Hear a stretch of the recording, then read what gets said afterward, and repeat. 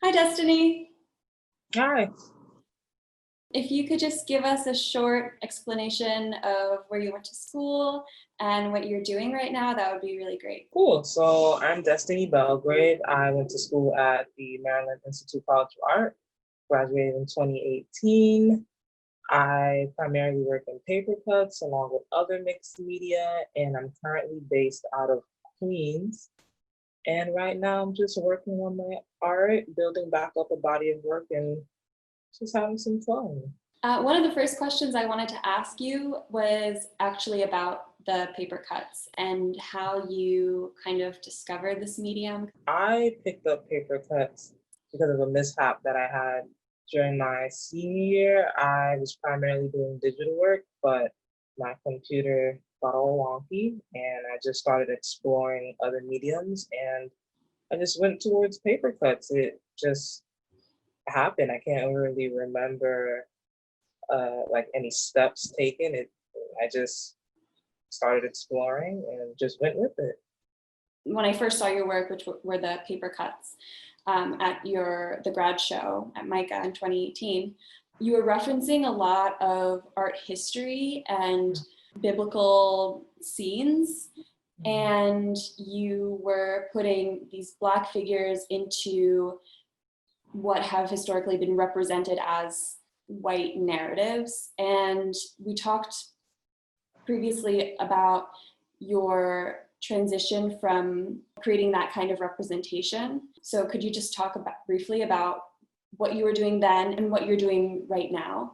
So in college, I was making towards the end of my academic career, I was making these retribution-esque pieces in which they're just a commentary on Christianity and whiteness and their effects on Blackness, and having Black figures sort of take up those roles and claim those spaces as their own. And so as I progressed and left college, I just didn't feel it in my heart to make work like that anymore.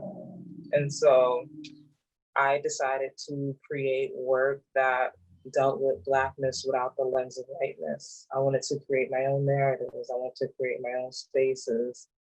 And I was kind of pushed towards doing that after a critique I had from the artist duo Wickerham and Lomax, in which they challenged me to make my own spaces for Blackness and Black people and not to use these compositions made for white people and by white people.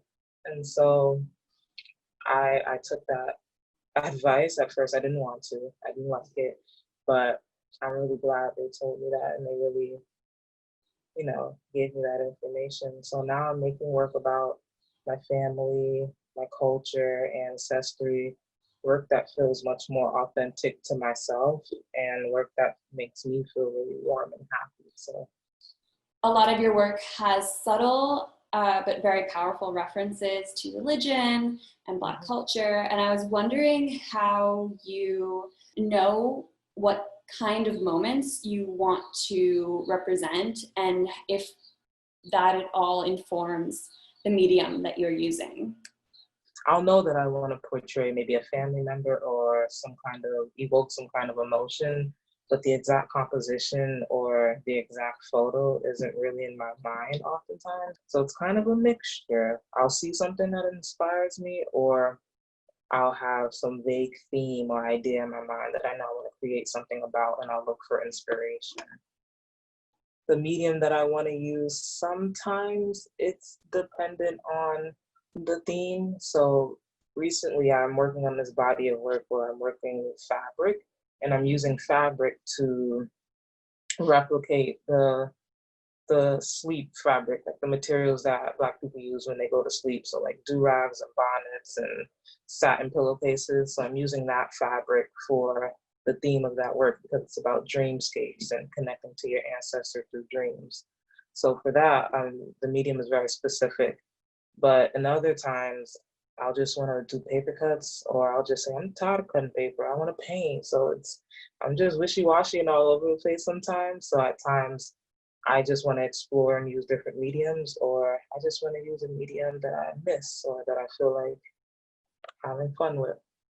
I definitely think some of the most successful artists are putting a piece of themselves into the work, and that is, it's very draining to choose a profession in which you have to literally give a piece of yourself to it through labor, through emotion, through mental, through spiritual.